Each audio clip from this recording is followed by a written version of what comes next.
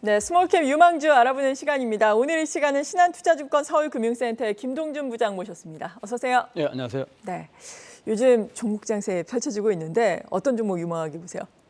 예, 먼저 샘 CNS입니다. 네. 이제 샘 하면은 상장된 회사 삼성전기가 이제 영어 약칭이 이제 샘이 되겠죠. 아, 그렇죠. 예. 예, 그래서 이제 다층 세라믹 기판 전문 업체인데요. 영어로는 이제 세라믹 STF라고 우리 이제 상장된 회사에 TSE라는 회사가 있습니다. 네. 여기 보면은 이제 웨이퍼의 정기적 특성을 양품 검사를 하는 그 테스트 공정의 프로브 카드라고 있습니다. 이 프로브 카드의 핵심 소재가 이제 세라믹 STF 공간 변형기라는 건데 어쨌든 삼성전기가 이제 비주력 사업들 또 매출액이 크지 않은 사업들을 정리하면서 네. 26년에 삼성전기의 다층 세라믹 사업부를 기판 사업부를 매각을 했는데 역시 상장회사인 YIK라는 이 반도체 관련 전문 장비 군의 업체가 인수를 했습니다. 자, 이 회사를 보는 이유는 이제 그동안 낸드 중심이었습니다. 이제 이게 D램하고 비메모리 쪽인데 23년부터 성과가 나타나고 네. 또 오성 공장의 대규모 투자가 금년에 일단락이 됩니다. 이제 투자가 완료가 되는데 이 오성 공장의 의미는 현재 삼성전기 공장의 더부살이를 하고 있습니다. 그래서 공장이 완공이 되면 삼성전자 이제 전기에서 더부살이를 완전히 벗어나고 또 새로운 그 신제품하고 제품 다각화의 틀이 여기서부터 시작될 거다 하는 회사가 되겠습니다.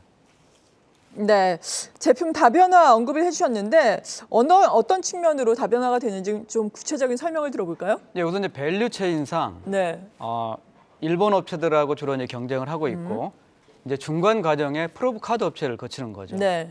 KI라는 비상장 회사도 있고 상장 회사인 TSE도 있고 그다음에 이제 일본 업체가 이제 거치게 되는데 그리고 최종적으로는 이제 삼성전자 포함해가지고 이제 최종 수요차가 가게 됩니다. 네. 자, 낸드의 경우에는 충분히 최종 고객의 다변화를 해가지고 세계 시장 점유율이 37%, 40%까지 육박을 했습니다. 그러면서 지금 매출 비중이 97%입니다. 자, 이제 성장에 대한 문제가 있는 거죠. 네. 그래서 이제 더 기술지적 난이도가 높은 D램이라든지 또는 시스템 반도체, 비메모리 반도체 쪽으로 접근을 해야 되는데 사실 이게 좀 늦었던 거죠. 네. 근데 이 지연됐던 부분은 역시 프로브 카드를 통해서 해야 되는데 프로브 카드라는 게 글로벌 업체에 있지만 글로벌 업체의 프로브 카드에 이 회사가 납품하기는 좀 일본 회사를 제외하고는 어려우니까 국내 업체에 대한 납품을 해야 됩니다. 그럼 이제 국내 업체를 납품한다는 얘기는 삼성전자나 하이닉스가 국산화 이게 써야 되는 건데 네. 지금보다 좀 늦었지만은 지금 퀄이라든지 제품별로 다변화 이런 노력을 감안할 때는 23년부터 이쪽 매출이 본격적으로 나타나고 마찬가지로 비메모리 반도체도 그 성과가 나타날 것으로 보입니다. 쉽게 얘기하면 결론적으로 얘기하면 22년까지 D램하고 비메모리 쪽 매출이 10억대였던 게 네. 23년에는 보수적으로 30억 이상 그리고 이게 이제 눈덩이처럼 굴러서 24년에 70억, 100억 이런 흐름 정도로 가면서 낸드에 집중된 부분이 다변화가 되면서 이 회사를 재평가를 하는 계기가 된다 이런 측면이죠. 네, 사실 반도체 쪽에 대해서 전반적으로 투자 의견이 보수적인데 이 샘 CNS 같은 경우에는 그래도 증설의 효과가 실적으로 반영이 이제는 되겠네요. 예, 이제 낸드 쪽은 아무래도 이제 전년도와 비슷비슷하겠죠. 대신에 이제 하이닉스 좀 비중이 적기 때문에 네. 영향이 좀 작을 것으로 보이고 말씀드렸듯이 이제 D램 쪽하고 다음에 비메모리 쪽의 매출이 플러스 알파로 네. 작용이 되면서 전년 대비 성장을 이어갈 수 있는 그래서 차별화된 실적이 가능하다 이런 판단이죠. 네, 그렇군요. 좀 자세하게 살펴보도록 할까요? 실적과 주가 전망 어떻습니까? 예, 이제 16년에 이제 삼성전기 사업부를 매각했을 때 17년부터 이제 했었는데 당시 매출이 200억이었습니다. 근데 이제 22년에 지금 매출이 509억 정도가 되니까 네. 제대로 이제 성장을 좀 많이 했다 이런 측면이 되겠고 말씀드렸듯이 23년 이후에는 이제 낸드 쪽은 좀 불황기를 감안하면은 이제 성장이 정체되어 있겠지만은 D램하고 그다음에 비메모리 쪽의 성장이 이어질 것으로 보이고 또 하나의 측면은 이 회사가 에이스테크라고 하는 상장 회사에 전략적 투자를 했습니다. 네. 251억의 큰 투자를 했는데 이 분야는 에이스테크는 통신, 이동통신 기지국의 또 이제 강자고 또 삼성전자라든지 에릭슨의 파트너십을 갖고 있습니다. 그래서 통신향으로도 23년부터는 매출이 시작할 거다 하는 부분이고 또 말씀드렸듯이 오성 공장이 완공이 되면 24년부터 이 오성 공장에 회사가 준비하고 있는 신제품, 신사업에 포함되어 있을 것으로 보이기 때문에 23년은 불황기 때문에 성장이 좀 제한적이겠지만 네. 그래도 플러스 성장을 하고 24년부터는 큰 폭의 비교적 성장이 가능하지 않을까 이런 판단입니다. 네, 그렇군요. 주가가 상승 탄력이 크지는 않은데 외국인과 기관의 동반 순매수에 힘입어서 그래도 꾸준하게 우상향을 그리면서 올라오고 있습니다. 샘 CNS 말씀해 주셨고 두 번째 기업은요? 예, 휴비치라는 회사입니다. 네. 헬스케어 쪽이 되겠고 검안기기입니다. 흔히 말하면 이제 우리 안경점에 가서 네. 쓸 수 있는 검안 자동화 기계가 이제 검안기기인데 이 글로벌 시장 점유율이 15% 정도고 세계 3위 업체입니다. 그러니까 일본의 니덱이라는 회사하고 탑콘이라는 회사하고 주로 경쟁을 하고 있고 이 회사가 그동안 안경점에 쓰이는 검안기기 쪽에서 이제는 안과용, 안과 병원에 쓰이는 진단기기를 개발해서 이쪽에 대해서 매출이 상당히 높아지면서 실적이 고속도로 좀 높아지고 있는 상황이 되겠습니다. 그래서 3분기까지 전체 본사 매출의 28%를 이 안과용 진단기기를 네. 하고 있고 고가용이기 때문에 당연히 마진이 높은 상황입니다. 자, 이 분야 매출이 앞으로도 고성장이 23년, 24년으로 될 거다 하는 측면이고 또 R&D, 중소기업치고 R&D 투자를 많이 하고 있는데 이쪽에 대해서 또 성장의 모멘텀이 기대감이 좀 커지고 있는 상황이다 이런 판단입니다. 네, 그렇군요. 지금 안과용 진단기기 매출 비중이 상당히 높고 중국 또 신사업에 대해서 구체적인 설명 들어본다면요.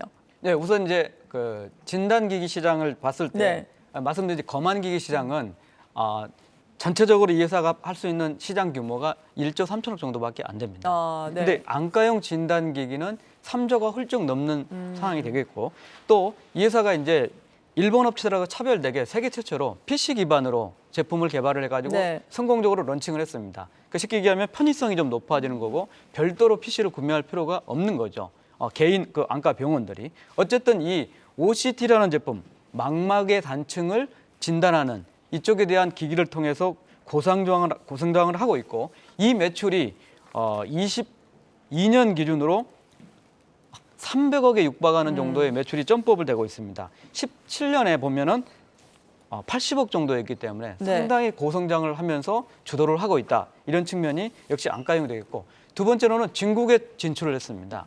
그 상해 휴비츠라는 회사 67% 지분을 갖고 있는데 이 회사의 진출을 성공적으로 해서 상해 휴비츠는 중저가용으로 그러니까 중가용으로 니치 마켓 그래서 찰옵스라는 브랜드를 별도로 했고요. 그다음에 휴비츠는 이제 고가용 브랜드로 해가지고 포지셔닝에 성공을 했습니다. 뭐 중국이 알다시피 국경에 대한 이슈가 좀 있었습니다. 네. 코로나 때문에 좀 개방을 하면서 봉쇄가 완화되고 있기 때문에 23년에는 상해 휴비츠가 좀 흑자 전환이 되면서 시절이 좋았던 시절이 19년인데 19년 시절을 향해서 상해 휴비츠가 움직일 거다 하는 측면입니다. 마지막으로 볼 수 있는 게 네. 이제 신사업, 신제품입니다. 과거 이 회사는 많은 R&D를 투자해서 실패 경험도 있습니다. 뭐 현미경 사업도 있는 거고 다른 아이템. 그래서 그 개발비에 대해서 손상 처리를 많이 했었습니다. 자, 그리고 4년 연속으로 100억 이상 R&D 투자를 하고 있는 회사입니다. 지금 이 회사가 이제 R&D 투자를 많이 하고 있고 전체 판관비의 42%를 R&D 투자를 하고 있는데 네. 신제품이 뭔가 아직 드러나지 않고 있습니다. 근데 홈페이지를 보니까는 MSLA 3D 프린터라는 제품이 올라 있는 걸 봐서는 3D 프린터요? 예, 그쪽 제품이지 않을까 하는 거고 이 분야가 23년부터는 구체화되면서 이 회사가 실적도 잘 나오고 또 글로벌 포지셔닝도 좋고 새로운 쪽의 매출을 갖고 있는데 네. 성장 동력, 신제품에 대한 성장 동력이 부정했다는 것을 23년에는 풀어보면서 주가나 실적에 긍정적으로 작용하지 않을까 이런 판단이죠. 실적이 어느 정도나 좋아질 것으로 예상되고 있나요? 예, 19년에 영업이익이 사상 최대를 기록했던 게 117억이었습니다. 자, 22년에 실질적으로 200억이 좀 넘겠지만은 전년도하고 22년에 실적이 좋기 때문에 성과급을 상당히 지원한다는 걸 가정하면은 194억 정도 영업이익이 될 것으로 보이고 네. 말씀드렸듯이 23년, 24년은 또 적자를 기록했던 자회사들이 플러스 흑자 전환까지 되면서 260억, 300억대를 넘어가는 그런 실적의 패러다임을 가질 것으로 보입니다. 그래서 자회사에 대한 부담도 좀 벗어버리고 또 본질적인 안과용 쪽에 대한 고성장이 되고 있고 또 아직은 좀 장막이 좀 속에 있지만 네. 신제품에 대한 기대감이 23년에 기대되는 한 해다 이런 판단이죠. 네, 그렇군요. 휴비츠 그렇다면 주가 같은 경우에는 지금 11,390원에서 움직이고 있잖아요. 어느 정도까지 업사이드를 예상을 하세요? 예, 대단히 쌉니다. 네. 22년 기준으로 PER 주가 대 수익 비율이 7배 정도.